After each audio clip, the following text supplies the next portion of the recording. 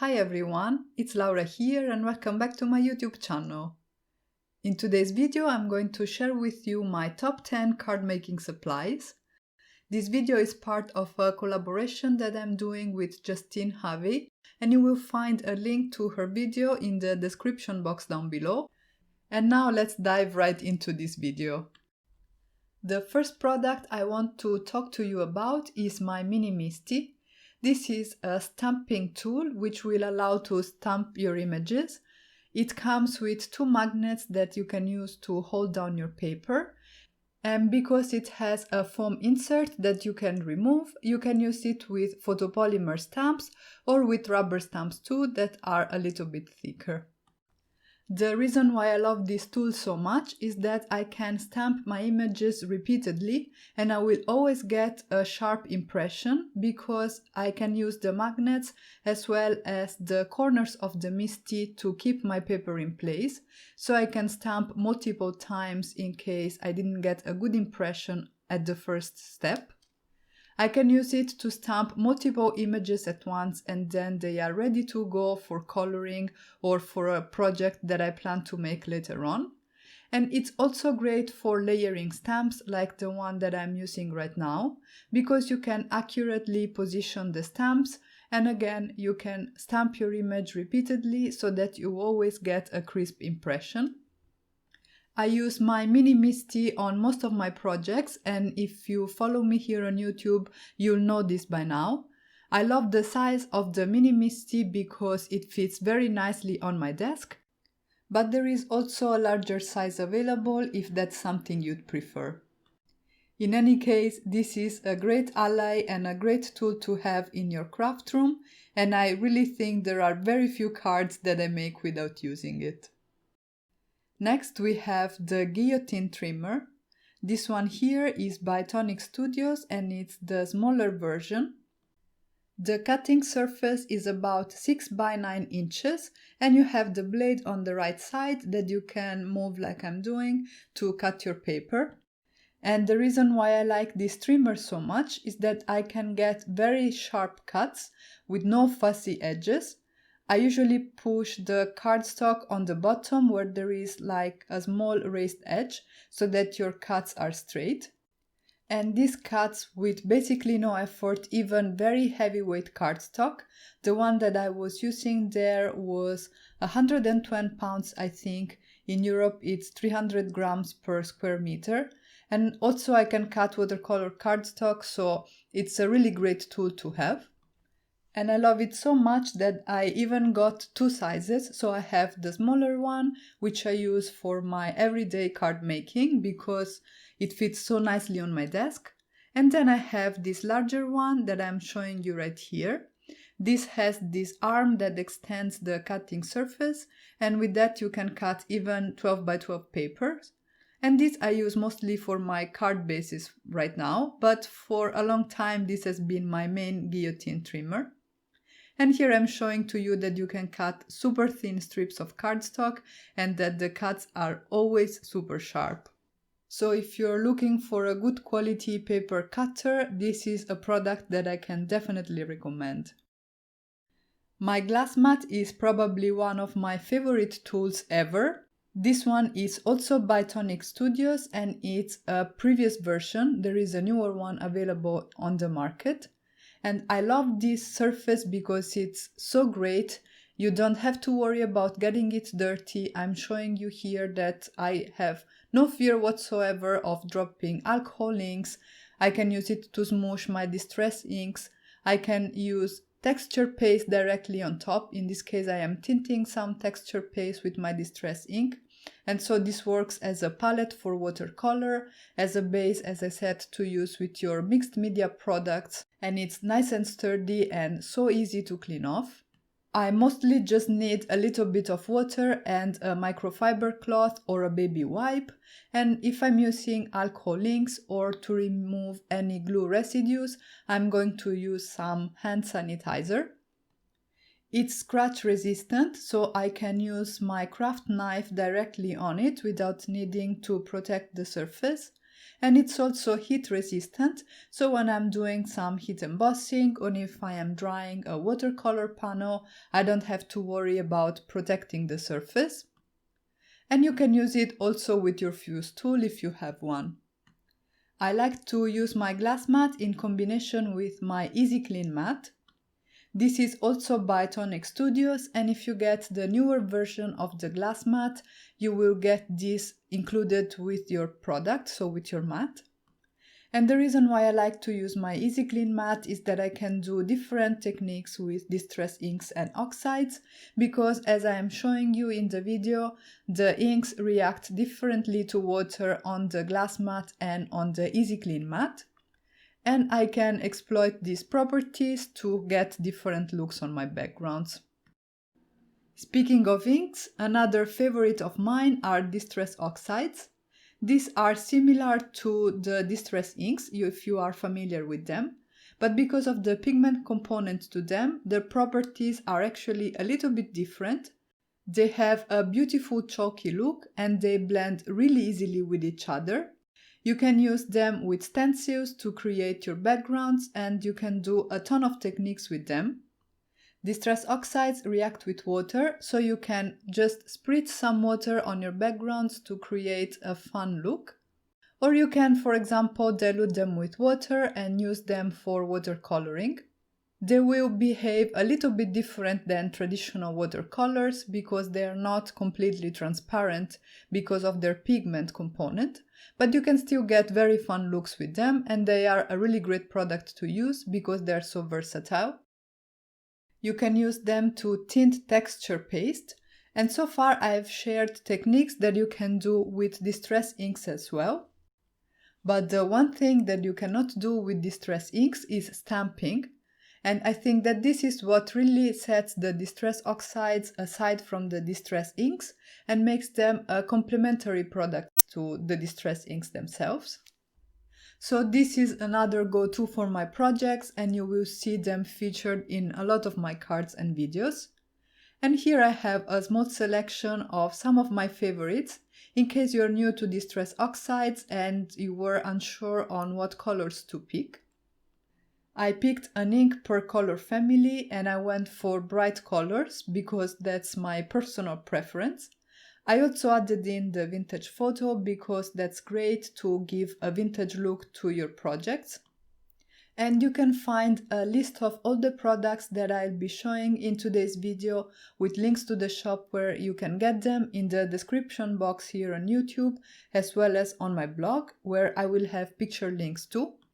And now it's time to move on to the next item on my top 10 favorite crafting supplies list, which is blending brushes.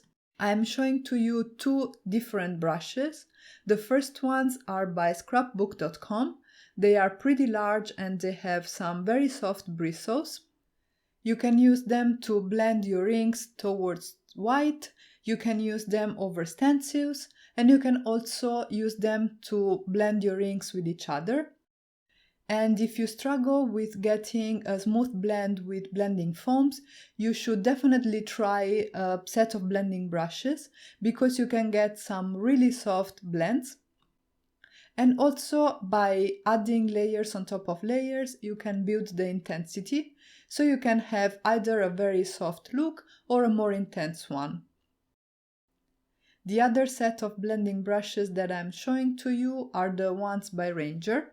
These ones open up and close in a way that is similar to makeup brushes, and the bristles are a little bit more stiff, but you still can use them to get some very nice and very soft blends. And by sliding that little metal cylinder that is in the middle of the packaging of the brush, you can have your bristles being closer together, and so you can get a more intense look. Whereas when the cylinder is slid all the way down, you will get a softer blend. I love creating custom backgrounds for my cards, and stencils are a great tool to do that. They are quite inexpensive and you can use them with a lot of different mediums to add color, patterns, as well as texture on your cards. Here I'm showing you just a quick example where I'm using it with Distress Oxides and then with some glimmer paste to create a pretty pink shimmery striped background. Super quick and absolutely gorgeous. I also wanted to show you a couple of card examples where I used stencils. In this first one I used them with NUVO mousse, and for the second one I spritzed some NUVO mica mists through a stencil to create an ocean background. There are all different kinds of designs. These are just some funny and unique examples by Hefty Doodle and by Create a Smile. They both make some really great and unique stencils. And if, like me, you are into scene building, you can have a look at these stencils by My Favorite Things. There is really a stencil for everything. We have snowfall, we have snowy hills, ocean waves, clouds, there is a brick stencil, sun rays, so you can have a lot of fun with them. And as I said, this is a very inexpensive tool and there is a lot to pick from. NUVO drops are another budget-friendly product that will help you embellish your cards. They come in bottles which have a very fine tip, and you can use them to create enamel dot type embellishments of different sizes on your cards. You can prepare them in advance or you can apply them directly on your card. If you want to prepare them in advance, you need to use a sleek surface like baking paper or acetate, I believe, would work too. There is a huge color range to pick from and there are different finishes too. You have matte NUVO drops, metallic ones, some that are kind of pearlescent. You have translucent ones, even glow in the dark. The price point is really great and they're going to last you a really long time. I've had some for I think about 2 years if I'm not mistaken, and there is still quite a bit to go, and really I use them on a lot of my projects. If you haven't started your NUVO collection yet and you don't know what colors to pick, what I would suggest is that you start from these 4. These are the Morning Dew, which is clear, the White Blizzard, which dries clear but has some glitter in it, and then there is the white one and the black one. This will go on every project so you don't have any problem with matching colors. And then, personally, I really like the Jewel drops. These dry clear and have a slight hint of color to them, so it's a subtle, colorful accent for your cards. If you like working with sequins, this Pick Me Up tool is a great asset. This has a tacky tip that you can expose by unscrewing the cap, and you will use that to pick up your sequins. And then there is this very handy tool that you can extract from the back that will help you position or hold down your sequins. I like to use this Pick Me Up tool in combination with these triangle trays. These are very comfortable to hold your sequins. I keep them in storage in these Elizabeth Crafts containers, but when I have to actually use them on my cards, I pour them in the triangle trays. And then to actually glue them down on my cards, I use this Pick Me Up tool. So I usually arrange my sequins and then I pick them up with the tool, I apply the glue, and then I use the little acrylic tool that comes out of the back to keep down the sequins while I remove the tacky bit from the sequins themselves. If the tip loses its tack, you can screw it to reveal more of the tacky surface. You can peel off the part that doesn't stick anymore, and your tool is restored to maximum functionality. And using the triangle tray makes it very easy to pour your sequins back into their containers without any spillage or you having to chase them down on your desk. I have given you a little bit of a preview already, but the next item on the list is the NUVO DELUXE adhesive. This is a great all-purpose glue that you can use with all kinds of materials.